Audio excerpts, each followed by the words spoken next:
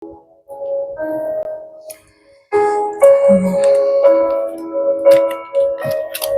Te damos gracias, Padre Celestial, en esta mañana, Padre, por permitirnos, Padre Santo, estar una vez más, Padre Santo, ante ti, Padre, trayendo tu palabra preciosa, Padre. Te pido que tomes el control absoluto y sobrenatural, Padre Santo, de esta atmósfera, Padre. Y seas tú hablando, Señor, a cada uno de nosotros, Padre, porque necesitamos de esa palabra viva, de esa palabra eficaz, de esa palabra, Padre Santo, que nos llena y nos fortalece cada día, Padre. Te doy gracias, mi amado Dios Todopoderoso. Reclamo tu sangre preciosa, poderosa, mi amado Mesías, Yahshua HaMashiach, cubriéndonos de la cabeza a la planta de los pies, cubriendo a mi esposo, a mis hijos, mis pertenencias con tu sangre preciosa, cubriendo a cada uno de tus hijos que entran en esta enseñanza, Padre. Seas tú, Señor, cubriendo sus casas. Te damos la bienvenida, mi amado Espíritu Santo de Dios. Toma esta atmósfera, es la tuya. Se está ministrando a través de tu palabra preciosa. Danos revelación, discernimiento y entendimiento, Padre, para poder, Padre Santo, seguir alimentando nuestro espíritu, Padre, porque necesitamos de ti más, Padre, cada día, Padre. Te doy gracias, Padre. Te pido que pases carbón encendido por mi boca. Seas tú hablando a través de mí, no sea yo, sino seas tú hablando, Padre, a tu pueblo, Padre, que está sediento, hambriento, Padre, necesitado de esa palabra tuya, Padre. Te pedimos que seas tú refrescando nuestra alma, Padre, en esta mañana. En el nombre poderoso de tu Hijo amado, Yahshua HaMashiach, te lo pedimos. Amén, amén. Bendiciones a cada uno de mis hermanos, que Dios me los bendiga. Vamos a estar trabajando en el libro de Mateo. Creo que está en Mateo 27, que no pude poner también ahí. Bendiciones a cada una. Si no las he podido subir, sorry. Estoy aquí en 3 partes. Amén. No sé si me escuchan bien. Hermanas, Dios me las bendiga. Déjame poner. Ay, santo. Ok. Amén, hermana Vanessa. Amén. Vamos a ir al libro de Mateo 27. Vamos a leer del 1 al 10. Amén. Y la palabra del Señor sale en nombre del Padre, del Hijo y del Espíritu Santo.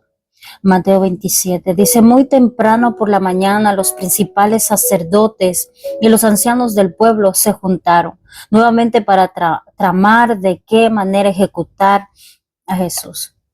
Luego los ataron, se lo llevaron y lo entregaron a Pilato, el gobernador romano. Cuando Judas, quien lo había traicionado, se dio cuenta de que había condenado a muerte a Jesús, se llenó de remordimiento, y así que se devolvió las 30 piezas de plata a los principales sacerdotes y a los ancianos. He pecado, declaró, porque traicioné a un hombre inocente. ¿Qué nos importa?, contestaron. Ese es tu problema. Entonces Judas tiró las monedas de plata en el templo, salió y se ahorcó. Los principales sacerdotes recogieron las monedas. No sería correcto poner este dinero en el tesoro del templo, dijeron, ya que se usó para pagar un asesinato. Luego de discutir unos instantes, finalmente decidieron comprar el campo del alfarero y a convertirlo en un cementerio para extranjeros. Por eso todavía se llama el campo de sangre. Así que cumplió la profecía de Jeremías que decía: tomaron las 30 piezas de plata, el precio que el pueblo de Israel le puso a él, y compraron el campo del alfarero como indicó el Señor. Santo, gloria a Dios. Le damos toda la gloria y toda la honra a nuestro amado Dios Todopoderoso. En esta mañana nos habla algo muy importante, porque habíamos acabado de leer un poquito de la palabra en el capítulo 26 del día jueves, que se habló sobre ya lo que le detuvieron a nuestro amado Mesías, que ya le estaban llevando. de la traición de Judas, de cómo le entregó con un beso y cómo nuestro amado Mesías estaba tratando de que ese varón pudiera arrepentirse, pero no pudo arrepentirse. Y aquí en este capítulo 27 nos habla algo más específico de todo lo que pasó después de que ya vio que le había entregado a nuestro amado Mesías, porque esto es la continuación de que temprano en la mañana, después que le estaba haciendo de orar juntamente con los discípulos, continuó, dice, en la mañana temprano, los principales sacerdotes y los ancianos del pueblo se juntaron nuevamente para tramar de qué manera ejecutar a Jesús, porque no había pruebas, unas pruebas fuertes para poder acusar y para poder llevarle hasta el punto de ejecutarle. Y entonces todo eso estaban planeando los sacerdotes, los ancianos del pueblo para hacer esa trampa para Jesús. Pero aquí habla un poquito más a fondo y le dice, luego lo ataron, se lo llevaron y lo entregaron a Pilato, el gobernador romano. Cuando Judas, quien él lo había traicionado, se dio cuenta de lo que había condenado a muerte a Jesús, se llenó de remordimiento.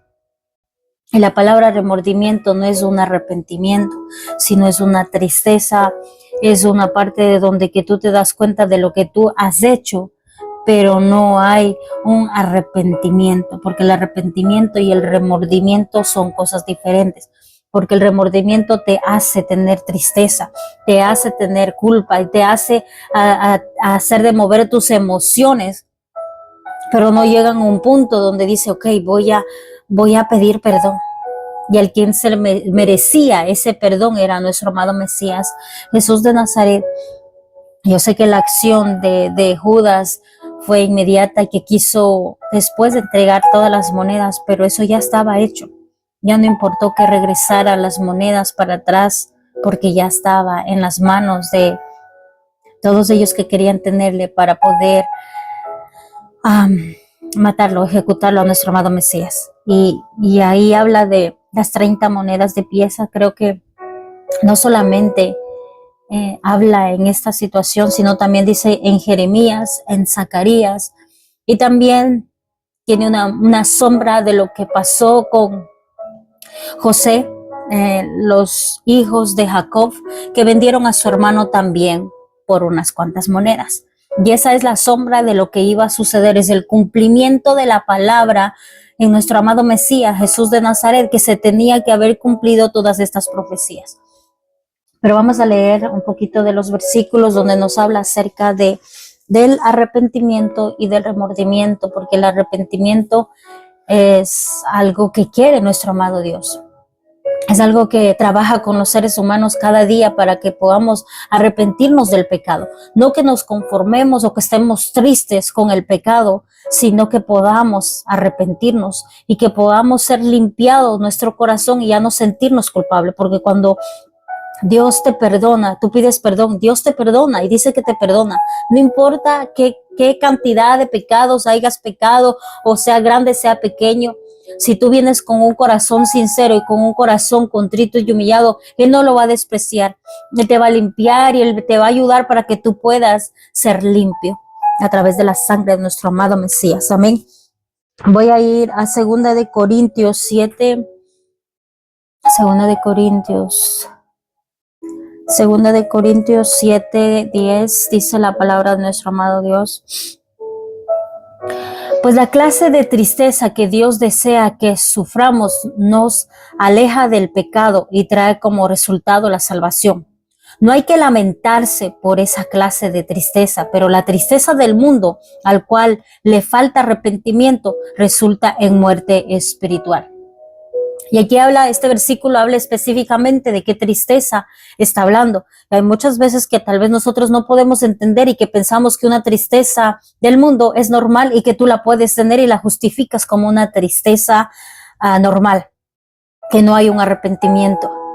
Y aquí dice, hay una clase, la primera dice, pues la clase de tristeza que Dios desea que suframos nos aleja del pecado. O sea que ese sufrimiento y esa tristeza te aparta del pecado.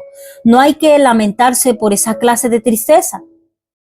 Pero la tristeza del mundo, a la cual la falta de arrepentimiento resulta en muerte espiritual. O sea, que dejas que el pecado, que tú sientes la culpabilidad o sabes el pecado que tú estás haciendo y que aunque tú sepas no hay un arrepentimiento, trae muerte espiritual. Y la paga del pecado pues siempre va a ser la muerte, como dice en otro versículo de la Biblia. No hay de manera, si no hay un arrepentimiento, el resultado siempre va a ser la muerte. Tanto muerte espiritual y muerte física, porque se manifiesta de las dos formas, tanto en lo espiritual y tanto en lo físico. Y aquí habla de dos tristezas, y por eso algunas veces tenemos que tener miedo a que estás triste. ¿Por qué estás triste? ¿Hay una justificación para que tú estés triste? ¿O es que Dios ya llenó esa tristeza y se llevó y te limpió y te puso en gozo? Porque hay una tristeza que dice que Dios, cuando Él llega, la presencia de Dios llega, el gozo llega juntamente con el shalom de Dios, llega la paz de Dios, llega la armonía, esa alegría que ni siquiera sabes de dónde viene, pero viene tan dentro de ti que se te olvidó todo lo que estaba pasando. Esa tristeza que saca el pecado es justificada porque trae arrepentimiento y el resultado trae salvación para tu vida. Pero la tristeza del mundo, la cual le falta arrepentimiento, o sea, que dices, ok, yo he hecho esto, pero no quiero arrepentirme porque se merece esa persona, o se merece esa persona de lo que yo le hice. Y sí te sientes triste y todo eso, pero no hay un arrepentimiento profundo. Y esa tristeza no es justificable, esa tristeza se convierte en pecado. Y hay muchos ejemplos que puedo hacerlo, tanto con mi vida, porque ha habido muchas tristezas que son pecados. Hay las tristezas que son justificadas porque hay un arrepentimiento y te aleja del pecado, porque esa tristeza, esa misma fuerza de la tristeza en tu corazón te empuja a que seas limpiado de pecado. Pero hay una tristeza que te aleja de la presencia de Dios y que justificas el pecado y que te quedas con ese dolor. Y ese dolor te quedas ahí sosteniendo y sosteniendo y sosteniendo y que causa un daño tanto en ti, dentro de ti y fuera de ti. Y se manifiesta en amargura. Y después de amargura se manifiesta en una falta de perdón tan grande y tan profunda hacia las otras personas. Que si dices, ay, es que sí, yo pobrecita esto y pobrecito este otro. Y ese es la falta de perdón más grande que existe en la humanidad hasta hoy. Hay muchos que creen en Dios y dicen, yo amo a Dios y creo en Dios, pero no hacen la voluntad de Dios, no perdonan de verdad. Se guardan ahí en su corazón muchas cosas. Y dice, sí, ya perdoné, pero todavía no me puedo acercar a esa persona, o todavía no le puedo ni siquiera orar, ni siquiera bendecir a esa persona. O cada vez que me acuerdo, me duele. Y parece que todavía haya sido ayer lo que me pasó con esa persona o lo que me hizo esa persona. Ese se convierte en pecado. No es un dolor justificado porque no hay arrepentimiento y no hay un perdón, aunque la persona haya tenido la culpa. No se convierte en una tristeza justificable. Y aquí lo dice claramente, me gustó este versículo porque lo especifica de una manera maravillosa, porque muchas veces no podemos entender que muchas veces el pecado que tú tienes es una tristeza tuya que te está lastimando. Porque tú sabes que si es que tú alimentas tu tristeza, estás alimentando a una muerte tanto física y espiritual. Porque por medio de la tristeza entra la amargura, entra dolor a tus huesos, te entra estrés, te duele la cabeza, ya no puedes concentrarte, ya no puedes hacer las cosas en orden, estás distraída y te enfermas después. Y eres tan, ¿cómo se dice? Esas muy sensible a enfermarte en resfriados, en gripe, y todo eso viene acerca del corazón, de todo eso. Porque hay ahí una tristeza que no tiene que estar albergando dentro de ti, porque tiene que ser limpiada a través del arrepentimiento y que el mismo Dios saque toda esa tristeza que no es bueno que esté dentro de ti. Porque dice que si es que venimos donde nuestro amado Mesías, nuestro amado Dios Todopoderoso, Él nos llena de gozo. Y aunque estemos pasando por tribulaciones, tiene que haber una esperanza dentro de ti, y esa esperanza es que Dios está con nosotros. Y si Dios está con nosotros, ¿quién contra nosotros? Si Dios nos ha dado ya la victoria, y que aunque estemos pasando por calamidades y fuertes circunstancias, tenemos que seguir confiando y creyendo, porque todo obra para bien para los que creen en nuestro amado Dios Todopoderoso, que aunque parezca que tú no entiendas, porque muchas veces tú no vas a poder entender todas las situaciones que tienes que pasar, pero tienes que poner en tu mente que todo obra para bien, que aunque parezca un caos, que aunque parezca un desastre, que aunque parezca que todo está en peor, sé que Dios tiene el control y seguir confiando en Él. Voy a leer otra. Está en Primera de Juan 1:9. Primera de Juan 1:9. Primera de Juan 1:9 dice la palabra.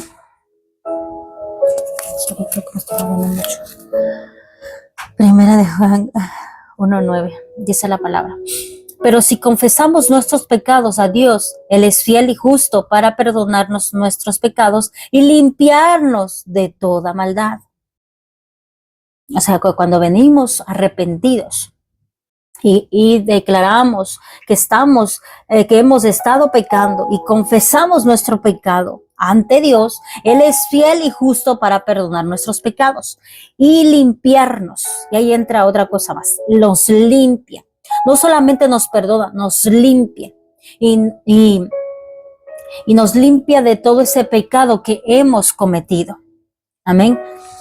Eso es algo muy diferente cuando ya vienes con un corazón contrito y humillado frente a nuestro Padre Celestial. En Salmos 5, déjenme ver que no estoy viendo ahí. Salmos 5, 1, 2. Salmos 5, 1, 2 dice la palabra de nuestro amado Dios. Oh Señor, oye cuán oro, presta atención a mi gemido, escucha mi grito de auxilio, mi Rey y mi Dios, porque solo a ti dirijo mi oración. Esta es una oración para podernos acercarnos. Yo sé que es muy difícil muchas veces nosotros traer y confesar nuestros pecados, porque a la misma vez nosotros nos da vergüenza. Pero a pesar de toda esa vergüenza, tenemos que acercarnos a nuestro Padre Celestial y pedir perdón.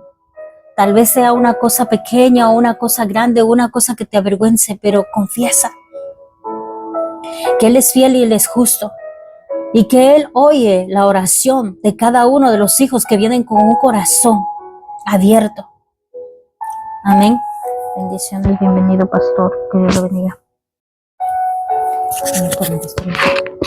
Estoy moviendo mucho mi cuello. Amén, vamos a continuar. Yo sé que cada uno de estos versículos son muy importantes. Quiero leer Zacarías, donde está hablando de la profecía que se tuvo que cumplir tanto con Judas. Déjeme buscar. Zacarías 11, 12, 13. Amén. Y dice la palabra de nuestro amado Dios. Así que les dije, si les parece bien, páguenme lo que consideren que merezco, pero solo quiero. Entonces ellos valuaron mi pago en 30 piezas de plata. Y luego el Señor me dijo, arrójalas al alfarero. Esta magnífica cantidad con que me evaluaron, así que tomen las 30 monedas y lancen al alfarero en el templo del Señor. Santo. Eso está en Zacarías 11, 12, 13, perdón, porque dije 11, 11. No, es Zacarías 11, 12, 13, donde se ve el cumplimiento de la palabra de nuestro amado Mesías, donde que tenían que pagar 30 monedas de plata y tenía también que arrojarse esas 30 monedas de plata en el templo. Los sacerdotes y todos los ancianos, cuando Judas vino, ellos estaban en el templo. Ellos estaban ahí y ahí fue lanzada las 30 monedas de plata. Y aquí está el cumplimiento de la palabra Aquí están todos los profetas, así como hablamos de esto, es que el Nuevo Testamento es la palabra viviente, la palabra, tanto la Torá, los profetas y el antiguo pacto está siendo cumplido en la vida de nuestro amado Mesías en este momento, aquí en Mateo 27, donde se está llevando a cabo. Todo lo que Él hace y todo lo que está pasando está escrito. Nada Él lo movió, nada Él lo añadió, nada. Todo fue escrito, hasta todo lo que Él habló está escrito. Lo que nuestro Padre le mandó a hacer, Él lo hizo. Amén. Vamos a ir, bueno, yo creo que Jeremías es un poquito largo, pero vamos a leer en Jeremías. Es Jeremías 18 y Jeremías 49. Pero vamos leyendo, creo que ya hemos leído 18, muchos del alfarero y donde habla de esa parte, pero vamos a ir a Jeremías 49, 34. Jeremías 49, 34 al 39 dice la palabra de nuestro amado Dios. El profeta Jeremías recibió del Señor este mensaje acerca de Elam al comienzo del reinado de Sedequías, el rey de Judá. Esto dice el Señor de los ejércitos celestiales: destruiré a los arqueros de Elam, lo mejor de su ejército. Traeré enemigos de todas partes y esparciré a la gente de Elam a los cuatro vientos. Serán desterrados a países de todo el mundo. Yo mismo iré con los enemigos de Elam para destrozarla en mi ira feroz. Traeré grandes desastres sobre el pueblo de Elam, dice el Señor. Sus enemigos lo perseguirán con espada hasta que yo los destruya por completo. Estableceré mi trono en Elam, dice el Señor, y destruiré a su rey y sus oficiales. Sin embargo, el día que viene restableceré el bienestar del Elam. Yo, el Señor, he hablado. Vale, sí es una profecía, pero esa no habla de las 30 monedas. Está en Jeremías 18, pienso que es, donde se habla del alfarero. Déjenme ver.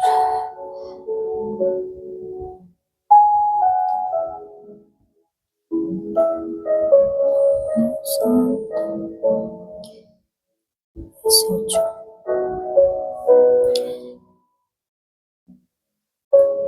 Amén. Amén. Vamos a leer desde el 18. Entonces el pueblo dijo: ven, búscame la manera de detener a Jeremías. Ya tenemos suficientes sacerdotes, sabios y profetas. No necesitamos que le enseñe la palabra, ni que nos dé consejo, ni profecías. Hagamos correr rumores acerca de él y no hagamos caso a lo que dice. Señor, óyeme y ayúdame. Escucha lo que dicen mis enemigos. Deben pagar mal por bien. Han cavado una fosa para matarme, aunque intercedía por ellos, y los traeré, protégelos de tu enojo santo. Así que deja que sus hijos se mueran de hambre, deja que mueran a espada, que sus esposas se conviertan en viudas sin hijos, que sus ancianos se mueran por una plaga y que sus jóvenes sean muertos en la batalla, que se escuchen gritos de dolor desde sus casas cuando los guerreros caigan súbitamente sobre ellos, pues han cavado sus fosas para mí, y han escondido trampas a lo largo de mi camino. Señor, tú conoces todos los planes para matarme. No perdones sus crímenes, ni borres sus pecados, que caigan muertos ante de ti. En tu enojo, encárgate de ellos.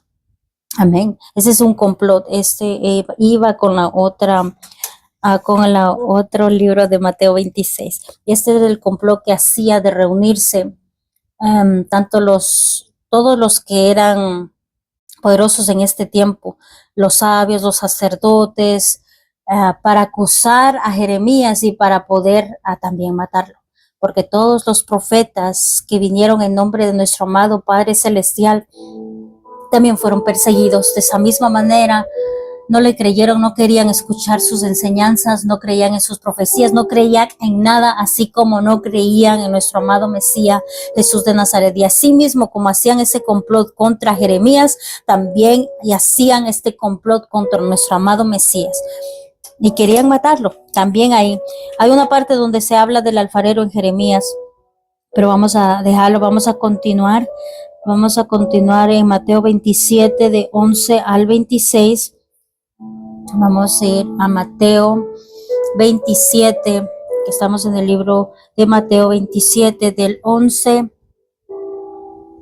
al 26, y dice la palabra de nuestro amado Dios Todopoderoso.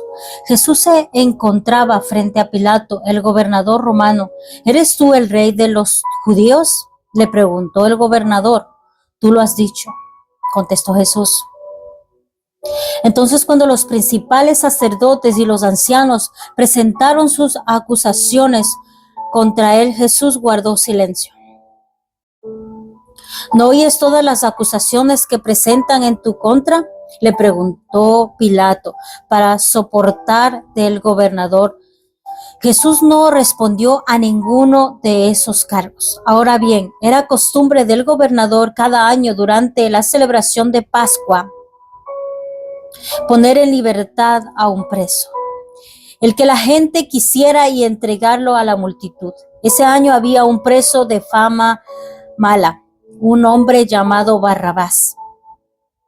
Al reunirse la multitud frente a la casa de Pilato, aquella mañana él les preguntó: ¿a quién quieren que ponga en libertad? ¿A Barrabás o a Jesús, llamando el Mesías? Él sabía muy bien que los líderes religiosos judíos habían arrestado a Jesús por envidia. Justo en ese momento, cuando Pilato estaba sentado en el tribunal, su esposa le envió el siguiente mensaje: deja en paz a ese hombre inocente. Anoche sufrí una pesadilla terrible con respecto a él. Mientras tanto, los principales sacerdotes y los ancianos persuadieron a la multitud para que pidiera la libertad de Barrabás. Dice que ejecute a Jesús. Así que el gobernador volvió a preguntar a cuál de estos dos quieren que les deje libre. A Barrabás, contestaron la multitud a gritos. Entonces, ¿qué hago como con Jesús llamándole el Mesías?, preguntó Pilato. Crucifíquenlo. Le contestaron a gritos. ¿Por qué?, insistió Pilato. ¿Qué crimen ha cometido? Pero la turba rugió aún más fuerte. Crucifíquenlo. Pilato vio que no lograba nada y que se armaba un disturbio, así que mandó a buscar un recipiente de agua y se lavó las manos delante de la multitud, a la vez que decía: soy inocente de la sangre de este hombre. La responsabilidad es de ustedes. La gente respondió a gritos: nos haremos responsables de su muerte, nosotros y nuestros hijos. Así fue que Pilato dejó a Barrabás en libertad, mandó azotar a Jesús con un látigo que tenía puntas de plomo y después lo entregó a los soldados romanos para que lo crucificaran. Santo. Hay muchas cosas que decir aquí, pero voy a enfocarme en algunas cosas que son un poquito, que ministran a nuestra alma y nuestro espíritu. Aquí hay una parte donde dice que los sacerdotes lo llevaron frente a Pilato, pero había algo especial ahí, porque dice que la esposa de Pilato le mandó a decir que él es un hombre inocente. ¿Por qué? Porque ya había tenido una pesadilla, dice, fuerte con él, y que ella sabía que era inocente y que no haga nada en contra de él. Y creo que hay una parte muy importante en un instinto de una mujer, y no solamente en el sueño, sino también en un instinto dentro de cada uno, porque el gobernador de aquí, romano que es, ellos no eran judíos. Ellos no creían en el Dios de los judíos, porque ellos sí tenían otros dioses, ellos no podían de tener como un entendimiento, pero a pesar de ese entendimiento, había misericordia en aquellos romanos. Y yo estoy viendo la misericordia, porque los propios judíos están diciendo, mátalos, crucifícalos. Y el romano veo teniendo misericordia a Jesús, diciendo, pero ¿por qué? ¿Por qué lo quieren hacer de esto? ¿Por qué? Y puso tantas excusas porque él sintió. No pienso que solamente su esposa sintió, porque también pienso que él sintió. Que Pilato también sintió esa responsabilidad de alguien de matar e inocente. Y él no creía, o sea, todavía no creían en el Mesías porque ellos creían en otros dioses. Y ahí se habla algo muy poderoso y algo muy fuerte, porque se habla de nosotros. Se habla de nosotros, que los propios hermanos de sangre no pudieron confiar en él y que otros desconocidos confiaron en él. ¿A quién le suena eso? Muchas veces tu propia familia no te va a ver como Dios te está mirando, y otras personas que están más lejos y que ni siquiera te conocen te van a valorar y te van a querer y te van a respetar. Y eso es el amor de Dios, la misericordia de Dios manifestada en esta humanidad. Y yo no estoy hablando de los judíos, ni los griegos, ni de nada, estoy hablando de todo el mundo. Porque nuestro amado Mesías trajo la salvación para todo el mundo. No dijo solamente ahí en Israel, o solamente ahí en España, en Asia, en África y ahí en Europa. No, él dijo a todo el mundo. Él envió para todo el mundo. Y ahí no entra nada, ni de religiones, ni denominaciones, no entra nada. Entra tu corazón, entra tu fe, tu confianza, si tú puedes creer realmente en ese Mesías que vino a dar la vida por ti y por mí. Y veo aquí como intercesión. No quiero ponerlo intercesión, pero veo como una intercesión de Pilato. Nunca lo había visto de esa manera, pero yo estoy diciendo con mi boca, no está aquí en la palabra, pero aquí está diciendo que él empezó a como a decirle, pero ¿por qué? ¿Por qué vamos a hacer de este? Y justo en ese año dice que libertaban a alguien, porque era Pascua, era Pesaj, eran las fiestas, y que libertaban a alguien que era acusado de muchas cosas malas, y que él trató de que Jesús fuera el que saliera libre, y empezó a hacer de decir, ¿a quién quieren que liberte? ¿A Jesús o a Barrabás? O sea, veo muchas de ese varón, de ese gobernador, veo mucho amor y misericordia, y que quiere hacer las cosas justas. Aunque haya pecado, porque yo sé que hay muchas cosas que hacen los romanos y que hacían muchas cosas, pero había empatía. Y en este tiempo también no hay mucha empatía, hay muchas cosas que suceden alrededor del mundo y que no estás enfocado en muchas cosas. Y eso aquí me llama la atención porque él tuvo empatía. Hubo una humanidad dentro de este gobernante, de este Pilato. Hubo una empatía a Jesús y decir, aunque no lo conozca y aunque no haya visto sus milagros y aunque no sea justificado todo lo que viene esa acusación para que yo lo mande a crucificar, no quiero hacerlo eso. Quiero que haya una oportunidad más. Y eso a mí me ministra muchísimo en este tiempo, porque hay muchas cosas que están sucediendo alrededor del mundo y tiene que haber empatía. Que diga, oh, sí, es que allá, por ejemplo, en Corea y en todas esas partes donde que no pueden creer en el Mesías, y digan, pero ese es en esas partes. ¿Dónde está tu empatía? Son seres humanos, son almas también que están sufriendo allá. Que dices que es allá y yo acá tengo mismos problemas y acá tengo muchas cosas que hacer. Y hay mucha falta de empatía en la humanidad que no tienen. Este varón no conocían ni a Dios ni al verdadero Dios de Israel. Ellos creían en otros dioses y había empatía. Imagínense, a hijos de Dios que creen en la palabra, que hablan de la palabra y no tienen empatía. No hay amor al prójimo. Y he visto en este mover que hay aquí en este país, he visto mucha falta de empatía. Ignoran muchas cosas, lo que está pasando a los emigrantes, y no hay empatía. ni siquiera de las mismas iglesias no hay empatía.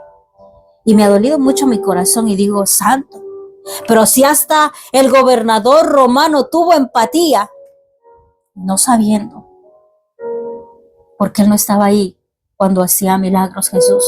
Él no estaba ahí cuando levantó a Lázaro, él no estaba ahí cuando levantó a esos paralíticos, esos cojos, a los que les limpió de lepra, él no estaba ahí.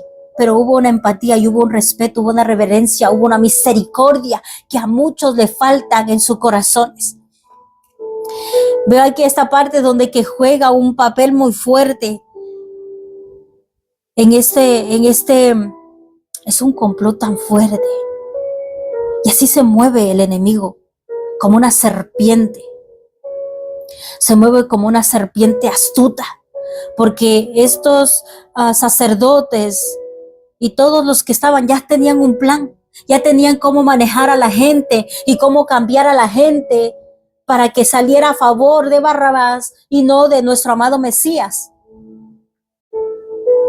Hay una parte donde se habla, creo que no sé en qué libro es, pero hay una parte donde que dice que los sacerdotes, los fariseos y todos los que estaban en contra de nuestro amado Mesías, a ese tribunal donde le estaban acusando a nuestro amado Mesías Jesús de Nazaret, no les permitía entrar a los conocidos. Solo les permitió hacer de entrar a todos los que estaban a favor de los que eran sacerdotes, de todos los fariseos que estaban en contra del Mesías. Porque yo me he preguntado constantemente, digo, pero toda esa gente no sabía todos los milagros que hacía. ¿Qué pasó? Fue manipulada por ellos mismos.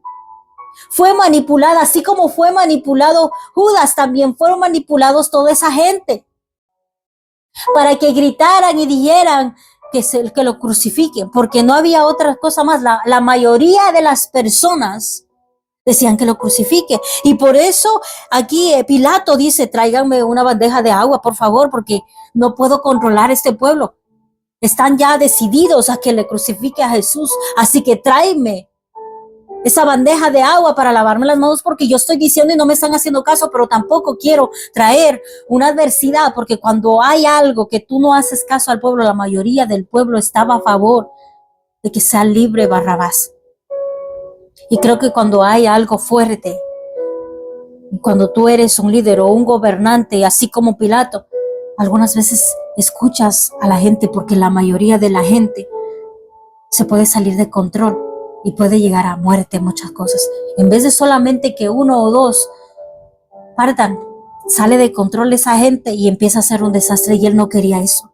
Y pienso como cualquiera, cuando tú quieres paz, en donde que tú estás gobernando, tomas decisiones algunas veces porque el pueblo te exige, porque la mayoría de las personas están en contra de tus decisiones, así como el pueblo service, de dura service, que estaba gobernando y liderando Moisés, y que no tenía que dar esa carta de divorcio, pero lo tuvo que hacer por el pueblo para mantener la paz en el pueblo.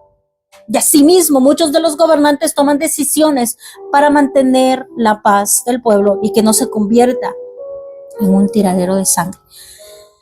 Habla también aquí un poquito de que se lavó las manos, y habla algo muy importante. Cuando estás lleno de ira, cuando estás lleno de coraje, puedes declarar muchas cosas feas, muchas cosas malas, muchas maldiciones. Aquí veo una parte muy importante, porque dice algo que justifica, que hizo algo sabio, porque lo veo algo sabio, Pilato, porque ya no tenía de otra. Él se lava las manos y dice, Jesús, déjeme ver en dónde está. La costumbre del gobernador cada año durante la celebración de Pascua poner en libertad a un preso, el que la gente quisiera, entre la multitud. Ese año había, amén, dice, justo en ese momento, cuando Pilato estaba sentado en el tribunal, su esposa le envió el siguiente mensaje: deja en paz a ese hombre inocente. Anoche sufrió una pesadilla terrible con respecto a él. Mientras tanto, los principales sacerdotes y los ancianos persuadieron a la multitud. Santo. persuadieron a la gente que pidieran libertad a Barrabás y que ejecutaran a Yeshua en la estaca. Así que el gobernador volvió a preguntar, ¿cuál de estos dos quieren que se le deje en libertad? A Barrabás, contestó la multitud a gritos. Entonces, ¿qué hago con Jesús llamado a Mesías? Preguntó Pilato. Crucifíquelo. Le contestaron a gritos. ¿Por qué? Insistió Pilato. Mire, insistió Pilato. Ni siquiera era judío, era romano. Insistió Pilato. ¿Qué crimen ha cometido? Pero la turba rugía aún más fuerte. Déjenme en otro. ¿Qué crimen ha cometido? Ellos gritaron aún más alto: que muera en la estaca. Estoy en las dos Biblias, en la Kadosh y en la Nueva Traducción Viviente, para poder entender. Pero la turba rugía aún más fuerte: crucifíquelo. Pilato vio que no lograban nada y que se armaba un disturbio. Sí, lógicamente se iba a hacer algo fuerte si no tomaba una decisión y mandaba que pudiera detener todo eso. Y siendo gobernador, aquí está la parte donde me llama mucho la atención. Así que mandó a buscar un recipiente con agua. Se lo lavó las manos delante de la multitud a la vez que decía: soy inocente. La sangre de este hombre, la responsabilidad es de ustedes.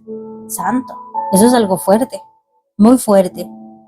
Y la gente respondió a gritos: nos haremos responsables de su muerte, nosotros y nuestros hijos. Santo, cuando dijeron eso no se dieron cuenta de lo que acabaron de decir. Nosotros hemos estudiado esta parte y hemos dicho: santo, porque hubo tantas cosas que les pasaron a los judíos. Y aquí está la misma maldición, se está echando, así como echó la maldición Jacob a su misma esposa que había robado los ídolos. Asimismo, la misma maldición, ellos están gritando: nosotros nos haremos responsables de su muerte, nosotros y nuestros hijos. ¿Por qué metieron a sus hijos? Santo. Aquí habla algo importante.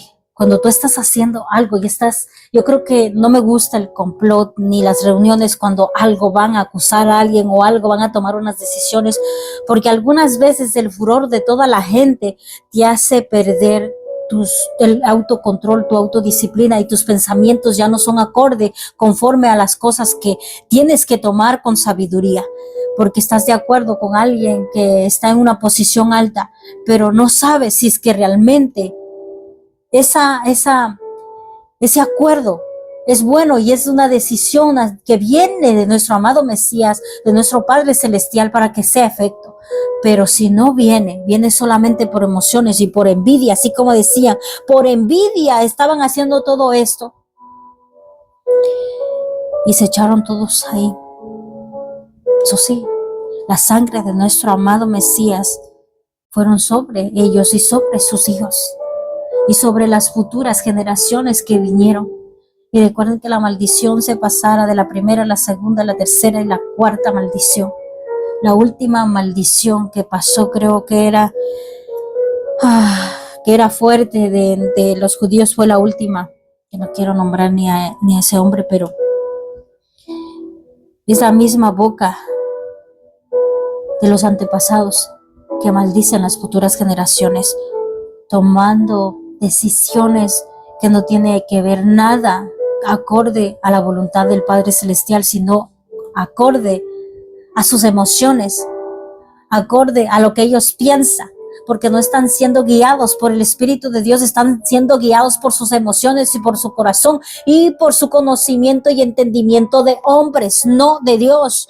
Y aquí se ven muchas cosas, porque aquí habla esto. Así fue Pilato, dejó a Barrabás en libertad y mandó azotar a Jesús con un látigo que tenía puntas de plomo. Santo, no conozco el plomo, pero pienso que son fierros. y que creo que en la película de Pasión de Cristo, creo que se llama, fue algo muy fuerte, donde se veían los látigos que tenían clavos, los látigos que tenían pedazos de vidrios, los látigos que tenían cosas pegadas en los filos, que cada vez que eso penetraba a la piel o a la espalda de nuestro amado Mesías, arrancaba muchas partes de su piel, y que por eso fue arrancado. Muchas cosas. Creo que todo el trayecto desde que lo cogieron a nuestro amado Mesías ahí en el monte de Oliva y lo vinieron trayendo hasta acá, él sufrió muchos golpes. No fueron los únicos golpes que fueron azotados, mandados por Pilato ahí antes que lo crucifiquen, sino que ya recibió mucho más golpes y que fue afligido. No hay muchos detalles de esto, pero más o menos que hablan aquí en la palabra y un poquito en Isaías, porque aquí no habla nada de lo que fue arrancado la barba, habla en Isaías, donde dice que fue arrancada su barba. Imagínense, arrancada su barba, toda su cara estaba sangrando, porque en ese tiempo, bueno, hasta ahora, muchos se dejan crecer toda esta parte de aquí. Su barba es como algo importante para ellos, es algo sagrado, es algo así como las mujeres que tienen su cabello largo y que lo arranque, es algo como quitarle todo, quitarle todo, de borrarle todo por completo, porque dice que su rostro no se podía ni siquiera mirar, no se podía ver porque estaba lleno de sangre, ensangrentado. Y me imagino porque la barba está pegada a la piel, y si fue arrancada, pues fue arrancada con toda su carne. Y santo, vamos a continuar.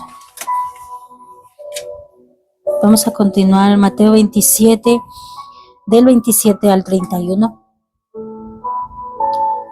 Yo sé que en los otros libros, tanto en Lucas, en Marcos y en Juan, están relatando lo mismo y está un poquito más detallado, pero siento que vamos a leerlo solamente en Mateo porque hay muchas cosas que pasan y suceden y que tal vez no puedo hablar y quiero hablar.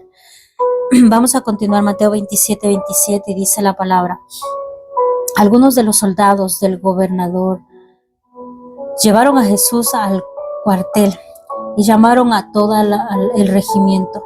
Le quitaron la ropa y le pusieron un manto escarlata. Santo. Armaron una corona con ramas de espinos y se le pusieron en la cabeza, y le colocaron una caña de junco en la mano derecha, como si fuera un cetro. Luego se arrodillaron burlándose delante de él mientras se mofaban: ¡Viva el rey de los judíos! Lo escupieron, le quitaron la caña de junco y lo golpearon en la cabeza con ella. Cuando al fin se cansaron de hacerle burla, le quitaron el manto y lo volvieron a ponerle su propia ropa. Luego lo llevaron para crucificarle. Santo. Le damos toda la gloria y toda la honra a nuestro amado Dios Todopoderoso, porque sé que la palabra, los últimos versículos, el 27, bueno, el 28 ya es un poco más agradable, pero esta parte es muy importante, porque aunque se trata de mucho sufrimiento y de muchos azotes y de todos los detalles que está dando que le hicieron a nuestro amado Mesías, tenemos que recordar que Él recibió todo eso por nuestra causa. Tenemos que recordar que Él no abrió su boca y nada, ni siquiera se defendió, y que todo eso fue permitido para que nosotros hoy en día seamos salvos, para que hoy en día pudiéramos entender que el amor de nuestro amado Dios Todopoderoso se ha manifestado en su Hijo, para que nosotros no tomemos nuestra vida a la ligereza y podamos volvernos atrás, sino que pudiéramos mantenernos firmes, porque nuestro amado Dios Todopoderoso envió a su Hijo. Y a pesar de todas las humillaciones, todas las burlas, de todo lo que jugaron con nuestro amado Mesías, tiene que haber ese amor y esa reverencia y ese respeto, porque hay muchos que lo toman como que así es el Hijo de Dios y tuvo que pasar eso y tuvo que hacer eso, y ya por gracia. A mí cuando me dicen y por gracia, pues ya estamos así y hacen lo que ellos quieran, y dice por gracia ya somos salvos, no tenemos que hacer nada más, por gracia. Esta es la gracia de nuestro amado Mesías. Él fue escupido, Él fue golpeado, Él fue burlado, hicieron todo, muchas cosas con Él, y lo toman como que fuera tan fácil, como que fuera así, es que fue normal y es que ya. Es como que le tomas todo el sufrimiento de nuestro amado Mesías, así como ellos, en burla, porque no valoras el sufrimiento de nuestro amado Mesías ahí en ese momento. Y yo sé que suena muy fuerte, pero hay muchos que hablan de esa manera, y a mí me duele porque he entendido que no solamente que tú ya declares que tú eres salvo por la sangre de nuestro Cordero y por la muerte de nuestro amado Mesías, tú ya no vas a hacer nada. Y eso es algo como que injustificado.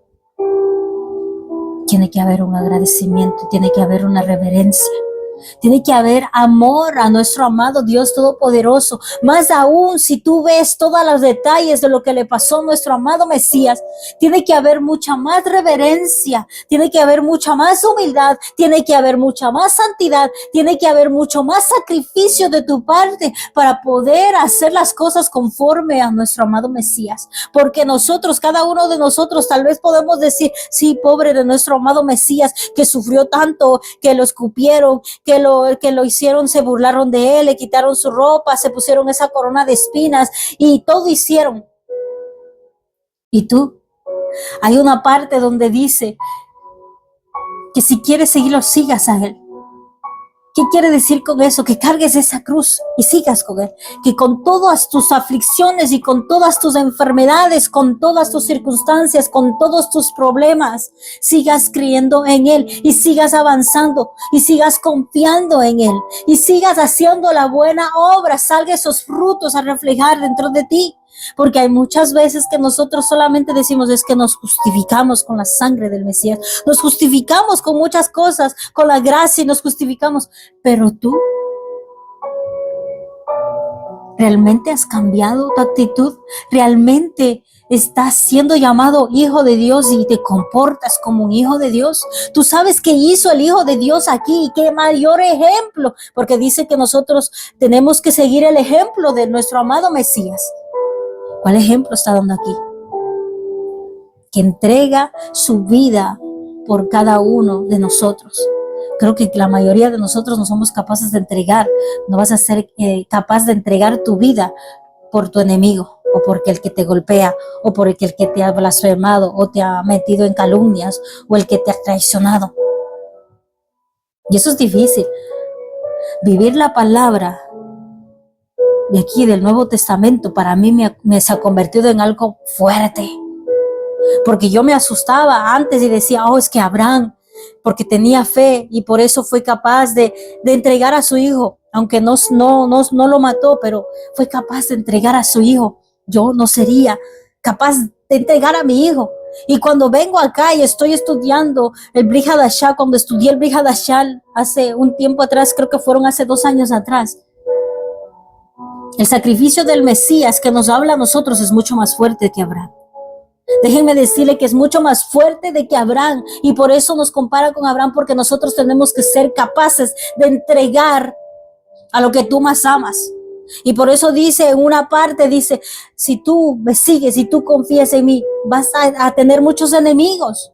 Tu propio papá va a ver, tu propio papá, tu propia mamá va a traer división.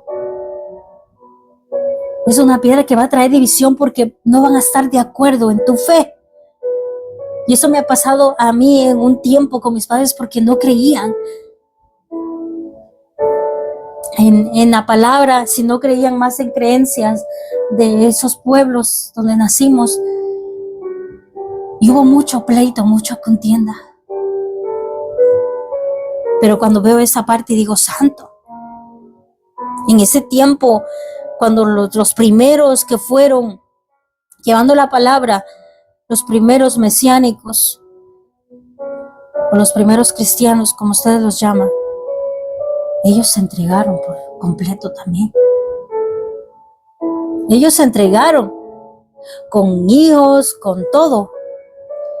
Y me trae esa imagen donde, creo que hay una película, donde todos los que eran cristianos y que creían en el Mesías, les ponían en esa, no me acuerdo cómo se llama, ese estadio, donde tiraban todos los leones. Y ahí estaban familias, hermanos, familias con niños, con bebés, matrimonios, familias, jóvenes y niños. Y por creer en el Mesías, ellos fueron ahí tirados, fueron alimentos para los leones. Y ahí no pasa lo mismo que dicen, es que nosotros vamos a tener una fe como el libro de Daniel donde estaban los leones y les cerró la boca. No, ahí no les cerró la boca. Ellos fueron entregados, ellos fueron los mártires primeros creyendo en nuestro amado Mesías. Y ahora que me vengan a decir, no, es que ya por gracia no tenemos que hacer nada. Aprendan a todos los que fueron entregados en esa vez, porque ese tiempo fue tan fuerte para que hoy en día tuviéramos la palabra en la Biblia, para que hoy en día tendríamos tanta facilidad, porque hay mucha facilidad, hay mucha gracia y mucho favor en este tiempo, porque yo en ese tiempo veo que era muy difícil y muy fuerte, y ellos sí sufrían, y ellos sí hacían muchas cosas. El otro día vi discutiendo a alguien acerca de los diezmos. Es que no quieren dar los diezmos, es que y es que esto, que este otro. Dice, no, es que en el Nuevo Testamento no se ven los diezmos. Santo Dios. Si hasta nuestro amado Mesías hasta pagaba los taxes, vamos a ponerlo así, el impuesto pagaba, hacía todo de cumplir, pero hay otra cosa que no quieran ver. Pero después de que ya fue nuestro amado Mesías dejando a sus discípulos, es que el diezmo lo ven como algo pesado. Yo no lo veo como algo pesado, hermanos. Lo veo como algo que es esencial, algo que es primordial. Es como cuando tú pagas la luz o pagas el agua. Es necesario que tú pagues, si no, no vas a tener esa agua o esa luz. Es algo primordial. La ofrenda, hermanos, la ofrenda es mucho más grande que el diezmo. Yo no sé por qué se quejan tanto del diezmo, si el diezmo es un 10% de lo que tú ganas. Y la ofrenda, hermanos, la ofrenda es mucho más grande de lo que tú puedes tener. Y en ese tiempo no se movía el diezmo. ¿Saben por qué? Porque el diezmo no servía, porque todavía no tenían templos. Tenían casas, estaban en quejilas, debajo de las casas, en los basements, recibían la palabra y necesitaban mucha ofrenda. Ahí se movió mucho la ofrenda. Y no era una ofrenda, es que yo $200, que $1,000, no. Ofrenda toda tu casa, todos tus negocios y todo lo que tienes, dalos. Así daban todos. Por eso se movían y movían en armonía y podían moverse del norte al sur y se movían a muchos lugares.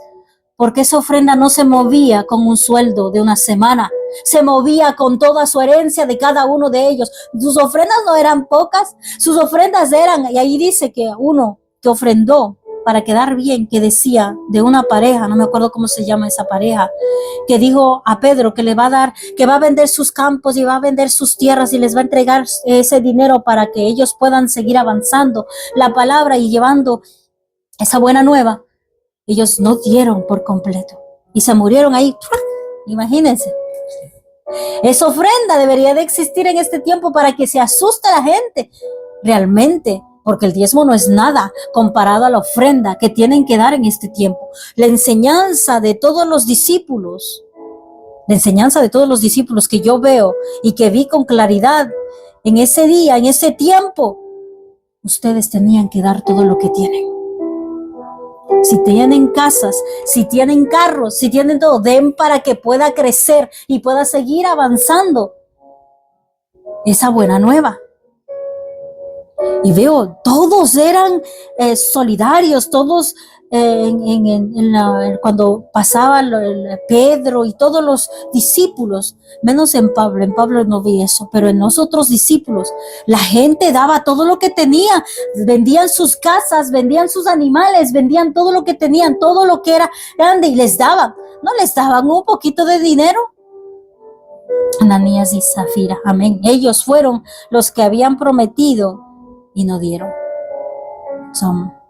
En ese tiempo no se movía el diezmo porque la ofrenda era mucho más grande de lo que ahora pueden decir, es que yo doy lo que yo quiera, lo que salga de mi corazón. No, en ese tiempo daban todo lo que tenían para que pudieran avanzar la buena nueva.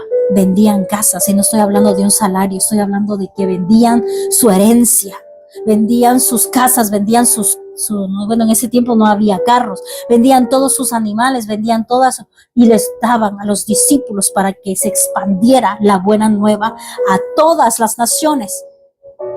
Y ahora se quejan por un simple diezmo, por un simple ofrenda, que ni siquiera la ofrenda puede llegar ni siquiera hasta $1,000, y se quejan por $200, se quejan por $100.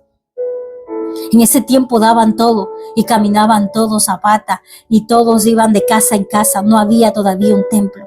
Ahora denle gracias a nuestro Padre Celestial que tenemos templo y que hay una casa donde en cualquier lugar, en todas las ciudades, pienso que hay un templo donde tú puedes ir y donde tú puedes alabar libremente, donde tú puedes expresarte, donde tú te puedes arrodillar, donde tú puedes buscar de la presencia de Dios, porque en esos tiempos no tenían templos, eran quejilas, eran debajo de los basements donde que estaban ocultos para que no sean perseguidos, donde que estaban ahí debajo escondidos en casas.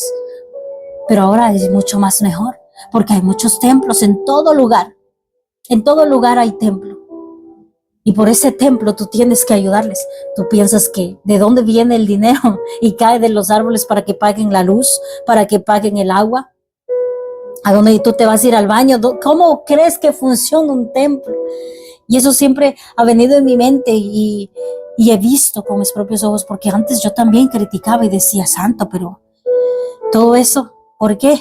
No tenemos que darlos, ¿por qué?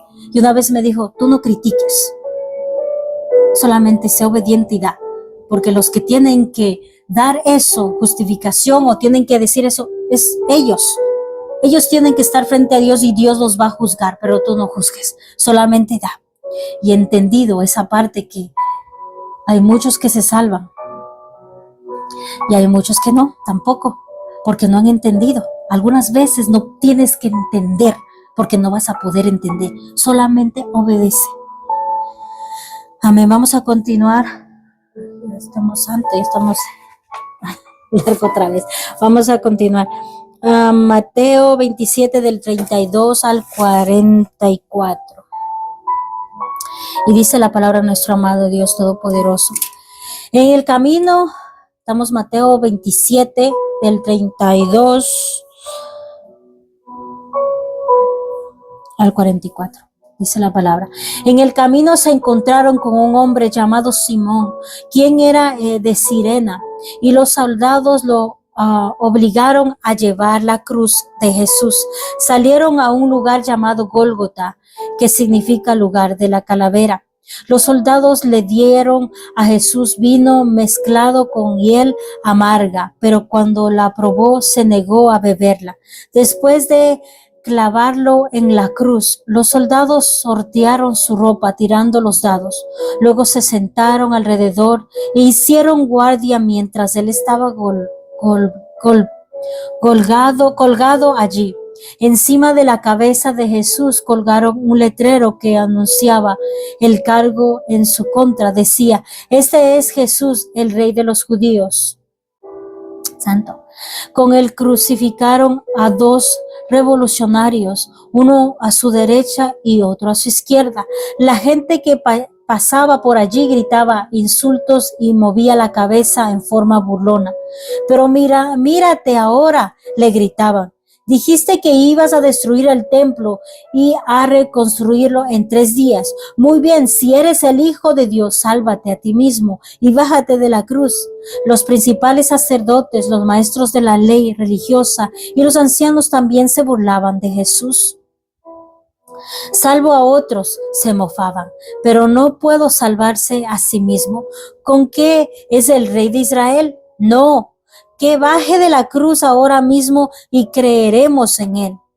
Confío en Dios entonces, que Dios lo rescate ahora si lo quiere. Pues dijo, yo soy el Hijo de Dios.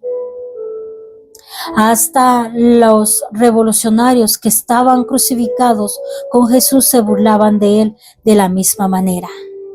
Amén, santo. Bueno, aquí está, en esta parte está hablando acerca de la crucifixión, de la ejecución, de lo que ya estaba clavado nuestro amado Mesías en ese madero, en esa cruz. Y ahí dice que estaban también dos revolucionarios, dice en esta traducción, la nueva traducción viviente, que estaba crucificado justamente con nuestro amado Dios y que le pusieron como un cartel encima diciendo que él es Jesús, el rey de los judíos. En otras palabras, este es Yahshua, el rey de los judíos, y que estaban ahí burlándose todos los que pasaban. Algunas veces viendo, dice que se mofaban o movían su cabeza. A mí el crucifijo y la cruz tiene un significado fuerte. No sé si han estudiado, pero todos los que están en la cruz, todos los que son crucificados, son malditos. Todos los que están en la cruz es que han cometido algo malo y que son malditos. Hay muchas veces que he visto muchos crucifijos puestos y que no es un símbolo, porque muchas veces lo ven como que fuera algo que agarran la cruz y empiezan a reprender, y eso no tiene nada que ver.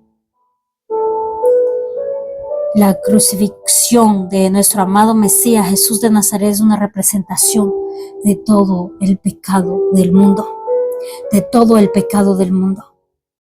¿Qué quiere decir? Que todo el pecado estaba sobre nuestro amado Mesías, Jesús de Nazaret, en ese madero. Ahí estaba burlándose hasta el propio enemigo por medio de toda esa gente. Y creo que por eso algunas veces cuando veo la cruz en sí, estudiando físicamente, si tú puedes estudiar y puedes ver qué significa para todos en ese tiempo, eran como todos los que están sentenciados, todos los que en este tiempo, todos los que han cometido crímenes fuertes, los que han hecho cosas malas y que ocupan un lugar. Creo que les dan a ellos una sentencia de muerte o una silla. Antes les daban una silla para que fueran, ¿cómo se dice? Electrocutados. Santa. O en este tiempo les ponen una inyección, creo, para que se mueran, algo así. Así era. O sea, la silla, todos esos lugares que son feos, porque son feos, son de maldición, son donde toda la gente ha sido crucificada o ha sido todo tipo de cosas malas.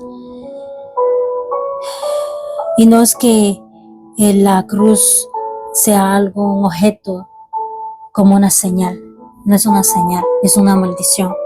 Y lo he visto desde, no siempre, porque siempre yo me gustaba la cruz. Yo vengo desde pequeña, yo fui católica, y la cruz siempre la veíamos en la iglesia. Y entonces había como que algo que, es que Jesús y esto que esto y otro, pero cuando tuve el estudio de la cruz, entendí que es una maldición. Es una maldición. Todos los que suben en la cruz son malditos. Y nuestro amado Mesías estaba en esa cruz, pero no porque era maldito, sino porque Él se entregó y se hizo maldito por nosotros. Llevó toda la maldad en ese madero y todo estaba lleno de maldad y de todo el pecado, no de uno, sino de todos en ese madero. Y por eso todos los que dicen que no conocían, o sea, al Mesías, estaban pasando por ahí, movían la cabeza y decían, ay, porque no sabían quién era. Algunos yo pienso que no sabían ni quién eran los que estaban viniendo de otro lado, de otro viaje, y que solamente veían a todos. Y cuando tú ves a alguien en la cárcel o alguien que va a ejecución, como por ejemplo dices, ay, pobrecito, qué crimen cometería o qué pecado que ha hecho él. So, me imagino de la gente en su mente que decían, ¿qué pecado haría él? Está lleno de pecado. Santo. Vamos a continuar para poder terminar. Amén. Dice la palabra de nuestro amado Dios. Voy a leer en la Biblia Kadosh esta parte y después acá para poder entender. Dice la palabra en Mateo 27:45, dice, desde el mediodía hasta las 3 de la tarde, toda la tierra estaba cubierta con oscuridad. Santo. Alrededor de las 3, Yahshua lanzó un grito con fuerza. Eli Yahweh, leshma keshbakanai. Elohim Yahweh, ¿por qué me has abandonado? En otra versión, así es de 3 de tarde, Jesús llamó voz fuerte, Eli, lema bactamani, que significa Dios mío, ¿por qué me has abandonado? En otra versión, es mi Elohim.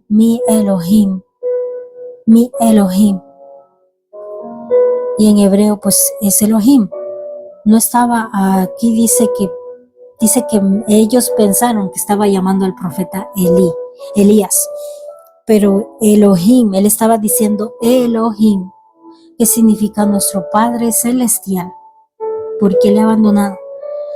Y ya les digo, les acabo de explicar por qué nuestro amado Mesías gritó esa parte. ¿Por qué me has abandonado? Porque él estaba cargando con todos los pecados de la humanidad.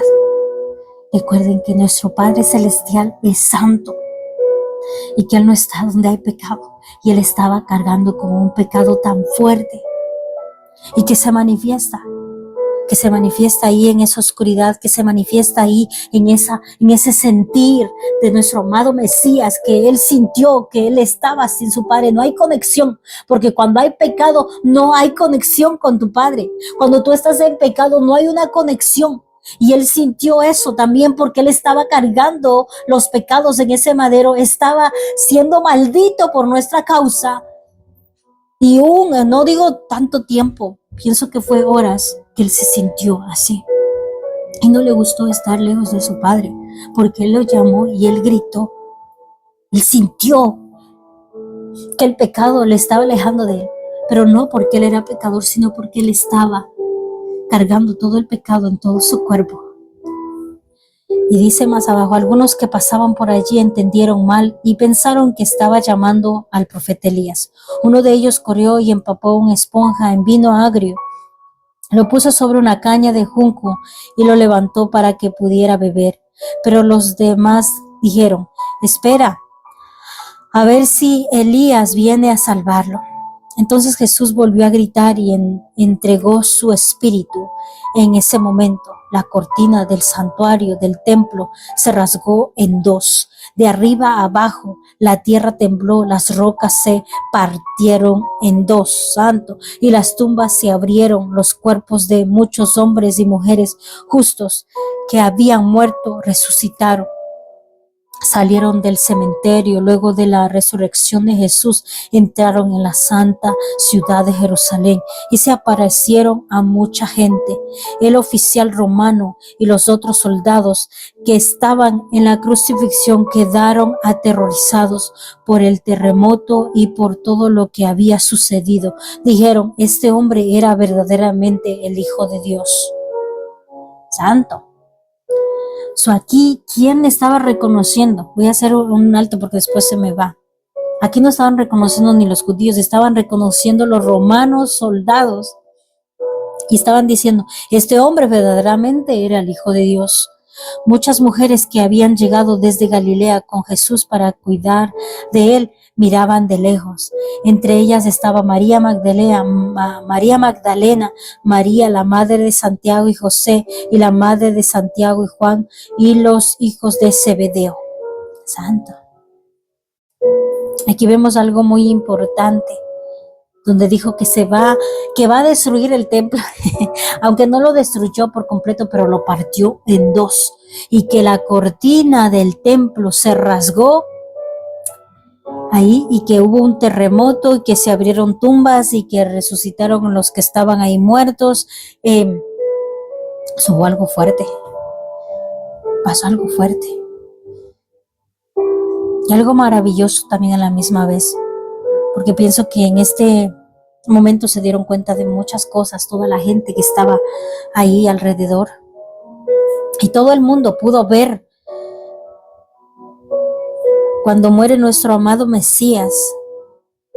Sé que nosotros nos entristecimos por una muerte, pero la muerte de nuestro amado Mesías pienso que fue algo muy fuerte, a la misma vez que trae tristeza tanto a las personas que estaban ahí en ese momento, que eran sus familiares, y eran todas las mujeres que estaban siguiendo, y todos los discípulos también creo que estaban ahí y pudieron sentir eso, todo lo el ámbito físico. Pero nosotros hasta hoy en día, cuando nosotros leemos la palabra y vemos y leemos, decimos que Él se murió, que Él aspiró y que Él dijo: aquí está mi espíritu. Nosotros podemos sentir algo fuerte dentro de nuestro corazón, que es la muerte de nuestro amado Mesías. Pero no significa eso, significa muchas cosas más en nuestro ser. Significa toda la muerte de ese pecado.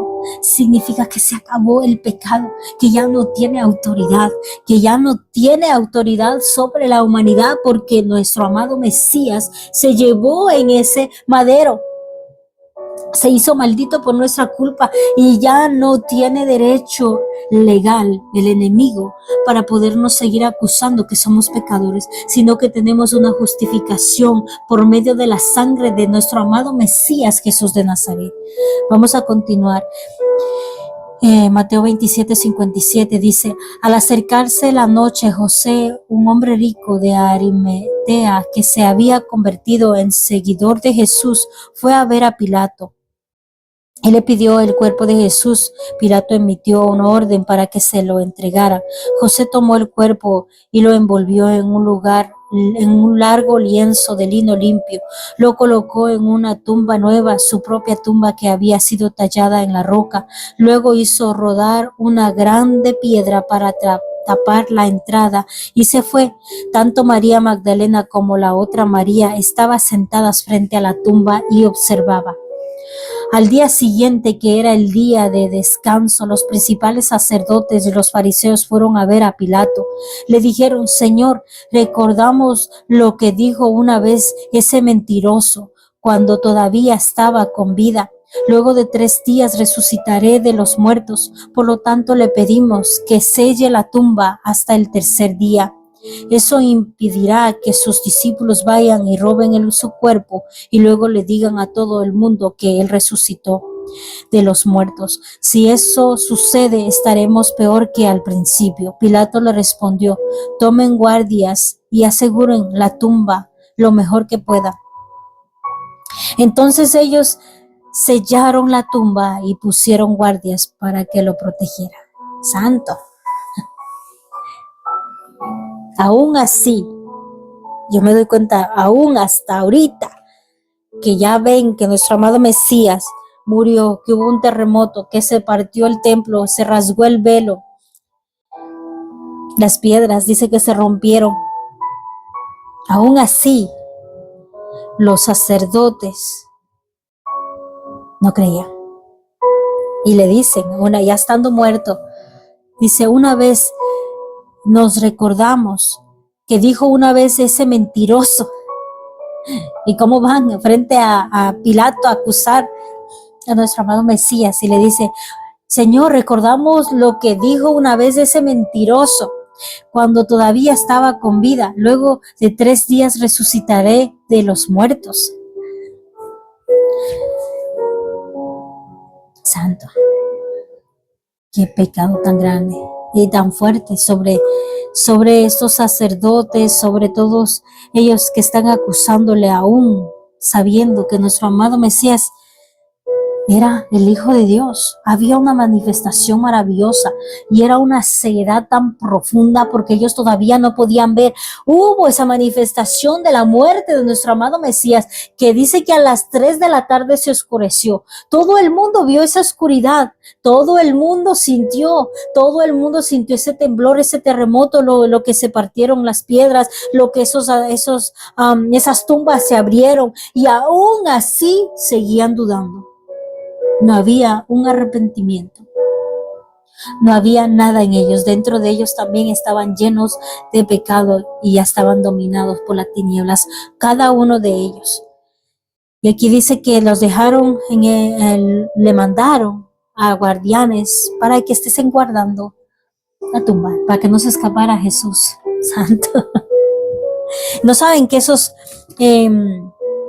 no me acuerdo en qué versículo, creo que hay aquí mismo, los 3 días, pensamos, es que los 3 días que se murió nuestro amado Mesías, pues él estaba descansando, ¿no? Nuestro amado Mesías no descansa, ni estando muerto, ni nada, ni aunque se haya ido por 3 días. En una parte, no me acuerdo en qué versículo está, que dice que él bajó a la profundidad de la tierra a libertar a los cautivos. No estaba sin hacer nada esos 3 días. Él estaba haciendo algo poderoso y algo maravilloso, que por medio de toda esa acción de muerte iba a venir una victoria gloriosa, iba a venir una liberación tan poderosa, tan maravillosa, porque él estaba libertando a los cautivos,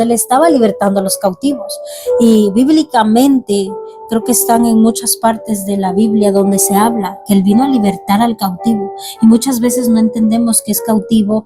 En este tiempo de nuestro amado Mesías, él fue a libertar al cautivo. ¿Quiénes estaban en cautiverio en el antiguo pacto? Y en el antiguo pacto estaban en cautiverio todos los que no habían conocido al Mesías y que eran salvos, o sea, que sí creían en el Mesías, pero estaban en cautiverio. Y creo que nombra algunos de ellos los nombran, y ahí están todos los patriarcas en esos cautiverios, y son liberados para poder ir juntamente con nuestro amado Mesías. Pero eso es otro estudio, es un estudio aparte, separado, para poder entender dónde era el Seol, donde antes que nuestro amado Mesías diera su vida, había vamos a ponerlo como un cuarto de espera, pero cuando vino nuestro amado Mesías, sacó a todos de cautiverio y los llevó a otro lugar que está ahí arriba, cerca de él, y ya no están ahí. Y por eso en el ámbito físico, para nosotros, cuando están en cautiverio, significa donde está encarcelada tu alma.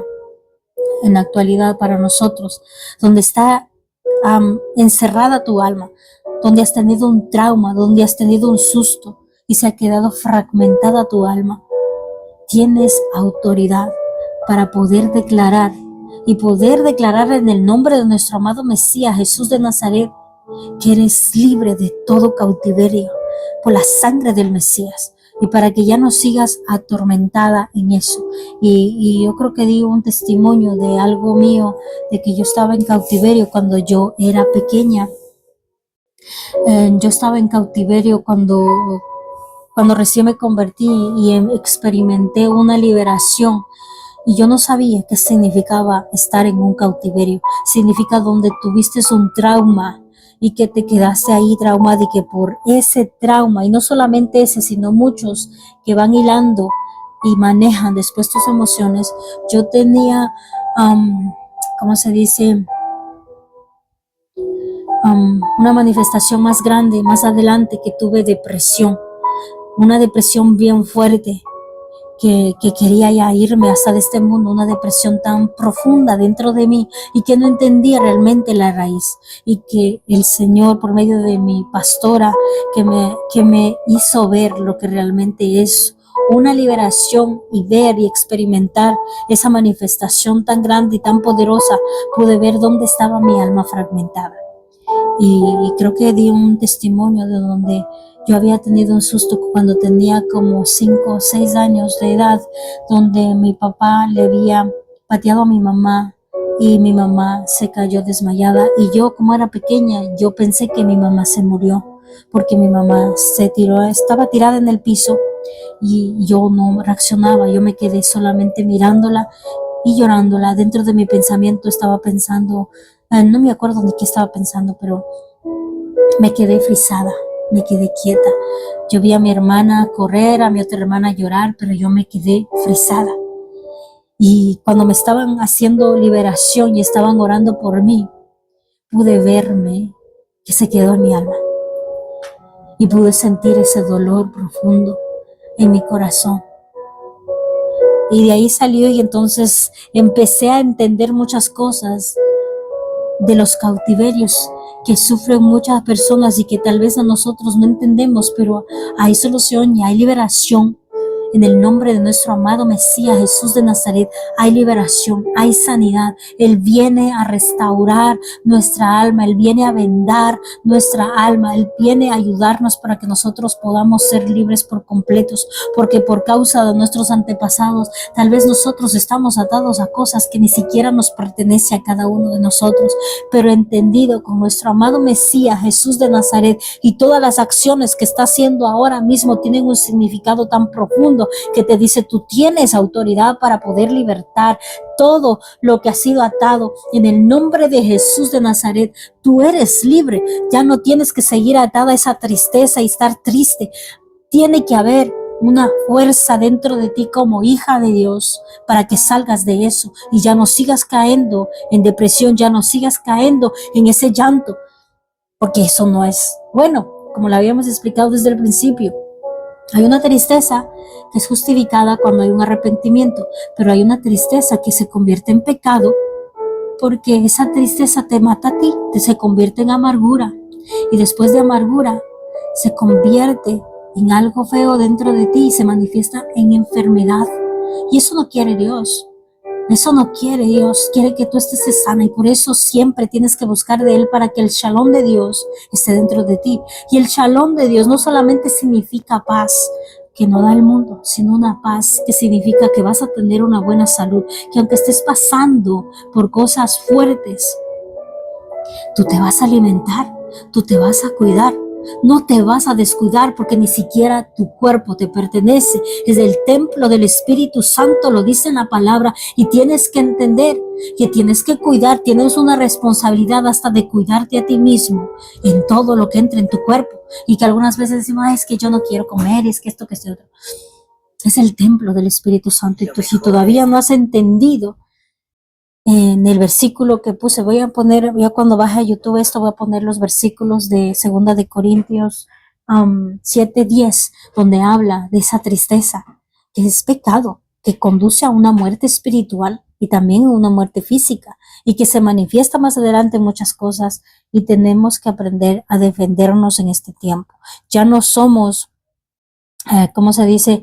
Un pueblo que ignorante, que no sabe la palabra, sino que sabe la palabra y que tiene la palabra. Antes tal vez no existía tantas Biblias y que tenías que buscar las Biblias en las bibliotecas o ir a comprar lejos de tu casa, pero ahora por el propio teléfono tú tienes la palabra, tienes apps free, gratis, que puedes bajar para que tú puedas escuchar la palabra de Dios.